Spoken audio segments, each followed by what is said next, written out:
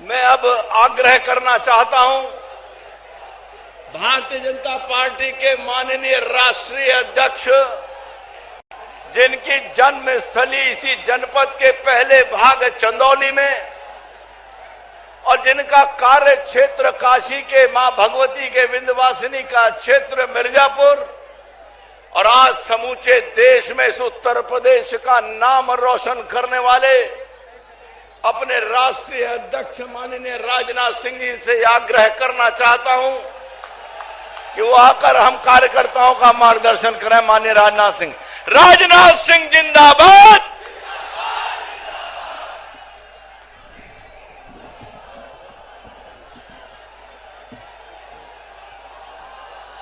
Bharatiya Janata party Uttar Pradesh के अध्यक्ष doctor Laxmikant जी वाजपेयी और दोस्तों, हम, आप और सारा हिंदुस्तान जिन्हें प्रधानमंत्री के रूप में देखना चाहता है, ऐसे आदरणीय नरेंद्र मोदी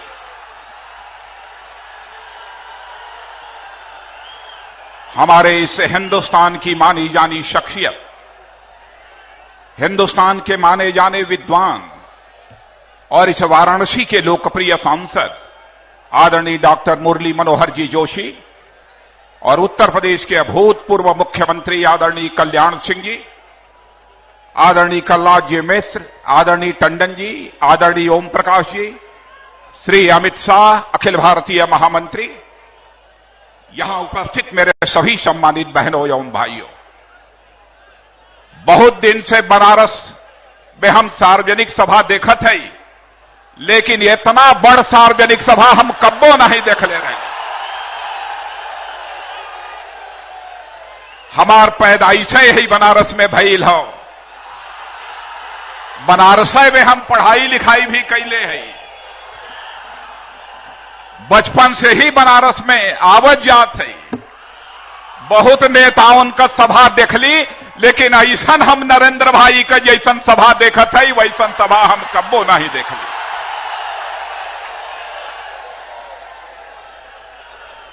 आज हमारे जन्मभूमि पर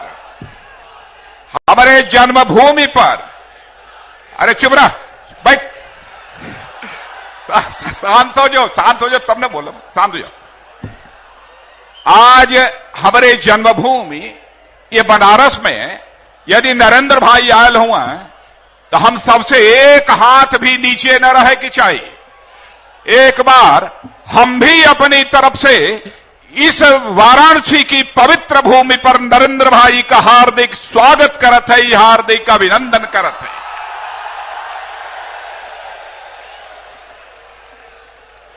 मेरे बहनों भाइयों, आप सभी जानते हैं कि वाराणसी यह हिंदुस्तान की ही नहीं बल्कि सारी दुनिया की सबसे पुरानी नगरी है।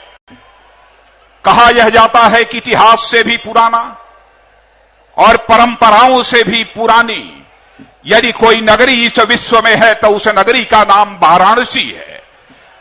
और वाराणसी में आज यह अद्भुत दृश्य देखने के बाद सचमुच मेरा विश्वास है, वही पक्का हो गया है कि आगामी लोकसभा चुनाव में 272 सीटों पर विजय प्राप्त कर श्री नरेंद्र मोदी को भारत का प्रधानमंत्री बनाने से कोई रोक नहीं सकता है। वाराणसी के बारे में यह भी नजीर वाराणसी ने कहा है, खाक भी जिस जमी का पारस है, शहर मशहूरो बनारस है। यह बनारस के बारे में नजीर बनारसी ने कहा है। शिक्षा, मेधा और विद्वत्ता के मामले में सारी दुनिया की मानी जानी यह प्राचीनतम नगरी, यह हमारी और आपकी नगरी, यह वाराणसी है। बहनों भाइयों, भगवान बुद्ध को भी ज्ञान यदि प्राप्त हुआ तो इसी वाराणसी के पास के स्थान सारनाथ में ही भगवान बुद्ध को बोध हुआ था, भगवान बुद्ध को भी ज्ञान प्राप्त हुआ था। आप सभी जानते हैं यही बनारस तुलसी जी की धरती है, यही बनारस कबीर की धरती है, यही बनारस रैदास की धरती है और यही बनारस गंगोत्री है, पंडित रविशंकर जी की। यह बनारस की महत्ता है और बनारस की सबसे बड़ी विशेषता रही है कि यहां पर बहनों भाइयों, चाहे हिंदू रहा हो, मुसलमान रहा हो, अथवा किसी भी जाति पंथ और मजहब का व्यक्ति क्यों न रहा हो, सबके अंदर भाईचारे का रिश्ता रहा है। आज के अवसर पर मैं उस बिस्मिल्लाह खां को भी नहीं भूल सकता कि 15 अगस्त 1947 को जब आजादी प्राप्त हुई थी, तो बहनों भाइयों, लाल किले से यदि पहली बार शहनाई बजाकर सारे हिंदुस्तान को एक पंथ निरपेक्षता का संदेश देने का काम किया था, तो इसी वाराणसी के बिस्मिल्लाह खां ने ही वह संदेश दिया था। यह हमारा बनारस गंगा के किनारे बसा हुआ है। हमारी गंगा को आज मैली बनाने की कोशिश की जा रही है नरेंद्र भाई, और गंगा का क्या महत्व है यह केवल बनारस वालों को बताने की कोई जरूरत नहीं है। हिंदुस्तान के लोग भी इस गंगा के महत्व को अच्छी तरह समझते हैं। हमारी गंगा प्रदूषित हो रही है, लेकिन जब से हिंदुस्तान के लोगों ने यह सुना है, इस क्षेत्र के रहने वाले लोगों ने सुना है कि नरेंद्र भाई भारत के प्रधानमंत्री होने वाले हैं, तब से इस क्षेत्र के लोगों का विश्वास भी पक्का हो गया है कि जैसे गुजरात के साबरमती की सफाई उन्होंने कराई है और वहां के जल को निर्मल और अविरल बनाया है, वैसे ही हमारी गंगा को भी हरिद्वार से लेकर हावड़ा तक स्वच्छ और निर्मल और अविरल धारा बनाने में निश्चित रूप से हमारे नरेंद्र भाई कामयाबी हासिल करेंगे, यह हमें पूरा विश्वास है। वाराणसी में उतरते ही नरेंद्र भाई और हमने जाकर बहनों भाइयों बाबा विश्वनाथ का भी दर्शन प्राप्त किया है। उनसे हमने आशीर्वाद लिया।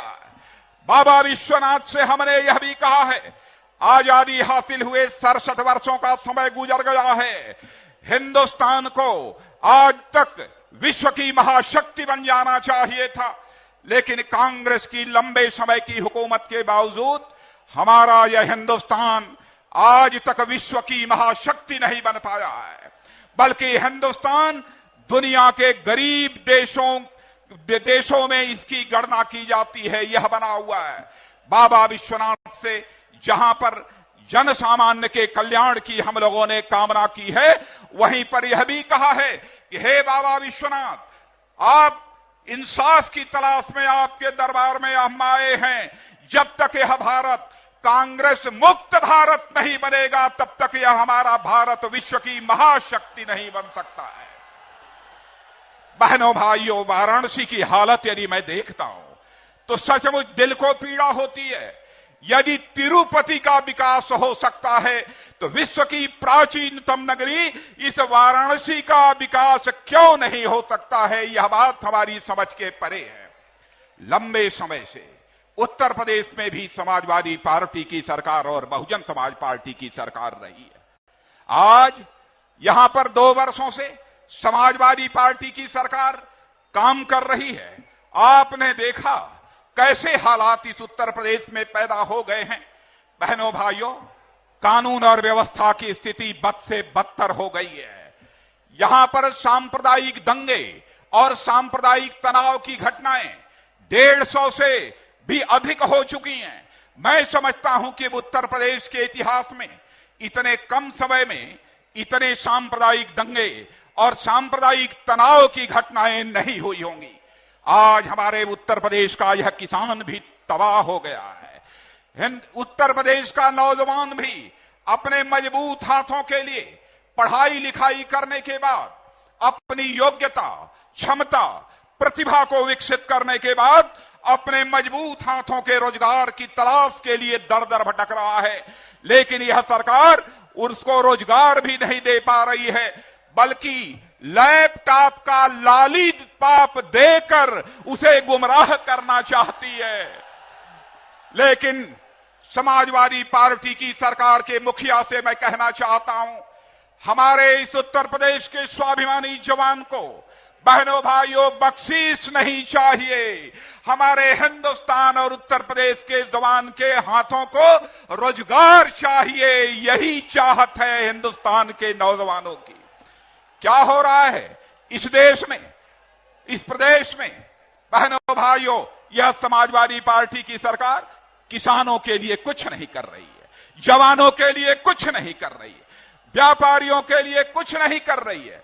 यदि कर रही है तो आतंकवादी वारदातें वाराणसी सहित जो उत्तर प्रदेश में हुई हैं, आतंकवाद के आरोपियों को रिहा करने का काम कर रही है।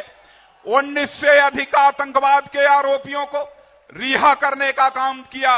लेकिन मैं हाई कोर्ट को सचमुच बधाई देना चाहता हूं, उसके प्रति सम्मान की अभिव्यक्ति करता हूं कि जिस हाई कोर्ट ने उत्तर प्रदेश के यह आतंकवाद के आरोप जिन लोगों के ऊपर लगे हैं, उनके मुकदमे वापस लेने का जो निर्णय उत्तर प्रदेश की सरकार ने किया, उसे जो निरस्त किया है हाई कोर्ट ने, उस हाई कोर्ट के फैसले का हम सम्मान करते हैं। इतना ही नहीं, मुजफ्फरनगर में सांप्रदायिक दंगा हुआ और बहनों भाइयों, जो भी पीड़ित हैं उनको भी जो राहत दी जानी चाहिए, वह राहत भी धर्म और मजहब के नाम पर दी जा रही है। लेकिन मैं बधाई देना चाहता हूं इसे हिंदुस्तान की सबसे बड़ी अदालत सुप्रीम कोर्ट ने कि उस उत्तर प्रदेश के आदेश को भी सुप्रीम कोर्ट ने पूरी तरह से निरस्त कर दिया है। बहनों भाइयों, प्रदेश की सुरक्षा के साथ यह समाजवादी पार्टी क्यों ऐसा क्रूर मजाक कर रही है, यह बात हमारी समझ के परे है। और मैं मुलायम सिंह जी से भी कहना चाहूंगा, मायावती जी से भी कहना चाहूंगा, कांग्रेस के दोस्तों से भी कहना चाहूंगा, राजनीति केवल वोट बैंक की राजनीति नहीं की जानी चाहिए। राजनीति केवल सरकार बनाने के लिए नहीं की जानी चाहिए। राजनीति की जानी चाहिए बहनों भाइयों तो समाज बनाने के लिए राजनीति की जानी चाहिए, देश बनाने के लिए राजनीति की जानी चाहिए।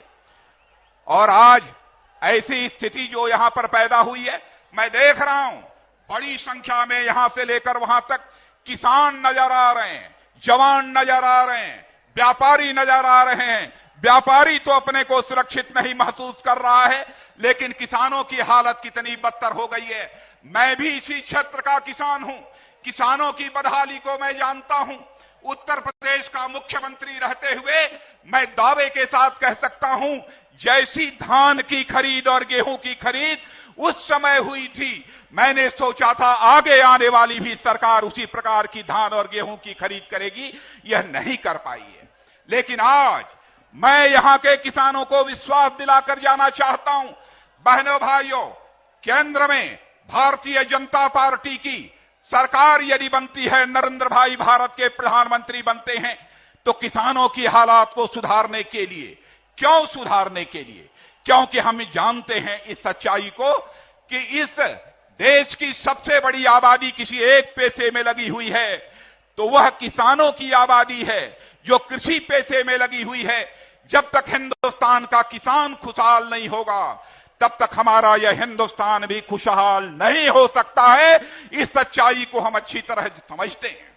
इसलिए आज मैं बतलाना चाहता हूं, भारत सरकार का कृषि मंत्री रहते हुए एक फार्मूला मैंने दिया था। उस फार्मूले का नाम है कृषि आमदनी बीमा योजना। बहनों भाइयों, जिस दिन सरकार बन जाएगी, 1 साल के अंदर खेत की बुआई के पहले आपके खेत की आमदनी तय कर दी जाएगी। यदि आपकी उतनी फसल पैदा नहीं होती है, उतनी आमदनी नहीं होती है, उसकी भरपाई बीमा कंपनी के द्वारा की जाएगी। यह भारतीय जनता पार्टी का फैसला है। बेरोजगार नौजवानों के हाथों को कैसे अधिकतम रोजगार मुहैया कराया जा सकता है, इसके बारे में भी हम विचार करेंगे। और इतना ही नहीं, महंगाई, भ्रष्टाचार, डॉक्टर मुरली मनोहर जी जोशी, उन्होंने महंगाई के बारे में आपके सामने चर्चा की है।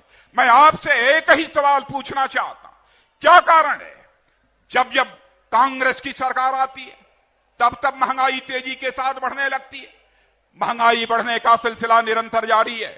फिर भी यहां की समाजवादी पार्टी, बहुजन समाज पार्टी, दोनों एक दूसरे से हाथ मिलाकर कांग्रेस की पार्टी की सरकार को केंद्र में समर्थन देने का काम कर रहे हैं। बहनों भाइयों, 6 वर्षों तक इस देश में आप लोगों ने, हम लोगों की भी सरकार देखी है। कौन मां का लाल इस सच्चाई को नकार सकता है?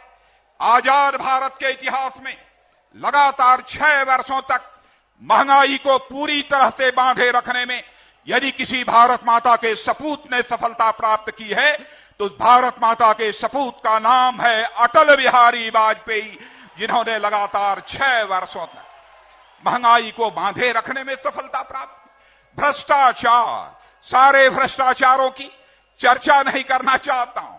भ्रष्टाचार जल में भी, थल पर भी और नभ पर भी भ्रष्टाचार के एक नए कीर्तिमान स्थापित करने का काम इस स्वतंत्र भारत के इतिहास में भी किसी ने किया है, कांग्रेस की सरकार ने किया है। काला धन निरंतर बढ़ता जा रहा है। काला धन पैदा ही न होने पाए इस हिंदुस्तान में, ऐसी मुकम्मल व्यवस्था हमारी भारतीय जनता पार्टी की सरकार करेगी। और सरकार में कैसे अधिकतम पारदर्शिता बढ़ाई जा सके, इसके लिए जो भी व्यवस्थाएं करनी पड़ेंगी हम करेंगे। लोकपाल बिल अभी पारित हुआ है, आप जानते हैं कांग्रेस उसका श्रेय लेने की कोशिश कर रही है, लेकिन सच्चाई है कि श्रेय यदि किसी को दिया जाना चाहिए तो अन्ना हजारे को इसका श्रेय दिया जाना चाहिए, और साथ ही साथ विपक्ष की भूमिका निभा रही भारतीय जनता पार्टी को इसका श्रेय देना चाहिए। संसद के दोनों सदनों में, लोकसभा में सुषमा जी और राज्यसभा में अरुण जेटली जी ने जिस प्रभावी तरीके से अपने पक्ष को रखा है, उसी का परिणाम यह था बहनों भाइयों कि हमारा यह लोकपाल बिल जो काफी हद तक इस हिंदुस्तान में भ्रष्टाचार को कम कर पाएगा, वह बिल पारित होने में हमें कामयाबी हासिल हुई है। लेकिन जब मैं देखता हूं कि उल्टे ही यह कांग्रेस पार्टी हम भारतीय जनता पार्टी के लोगों के लिए अब शब्दों का प्रयोग करती है। कभी कांग्रेस के राष्ट्रीय उपाध्यक्ष कहते हैं कि भारतीय जनता पार्टी चोर है, भारतीय जनता पार्टी चोर है। हिंदुस्तान के जिन राज्यों में भी हम सरकार चला रहे हैं, पहली बार नहीं, दूसरी बार नहीं, तीसरी बार भी सरकार बनाने में कामयाबी यदि हासिल की है तो भारतीय जनता पार्टी ने कामयाबी हासिल की है। नरेंद्र भाई भी गुजरात में तीसरी बार मुख्यमंत्री बने हैं। यदि अच्छी सरकार न दिया होता, सुशासन न दिया होता, तो शायद गुजरात की, मध्य प्रदेश की और छत्तीसगढ़ की जनता ने और हमारी राजस्थान में भी दूसरी बार यह सरकार भारतीय जनता पार्टी की न बनी होती। भारत ही नहीं, दुनिया के राजनीतिक विश्लेषक इस सच्चाई को स्वीकार करने लगे हैं कि हिंदुस्तान में जितनी भी राजनीतिक पार्टियों की सरकारें चल रही हैं, उनमें सबसे बेहतर सरकार चलाने वाली यदि कोई पार्टी है तो बहनों भाइयों वह भारतीय जनता पार्टी है। यह सारी दुनिया का राजनीतिक विश्लेषक इस सच्चाई को स्वीकार करने लगा है। गरीबी की मैं क्या चर्चा करूं, गरीबों के गरीबी के साथ तो सचमुच कांग्रेस के लोग क्रूर मजाक कर रहे हैं। कहते हैं 12 रुपए में गरीब अपना पेट भर सकता है, 24 घंटे चैन से वह रह सकता है। कोई कहता है 5 रुपए में गरीब अपना पेट भर सकता है। यह गरीबों की गरीबी के साथ कांग्रेस क्रूर मजाक कर रही है। गरीबी भारत का अभिशाप है।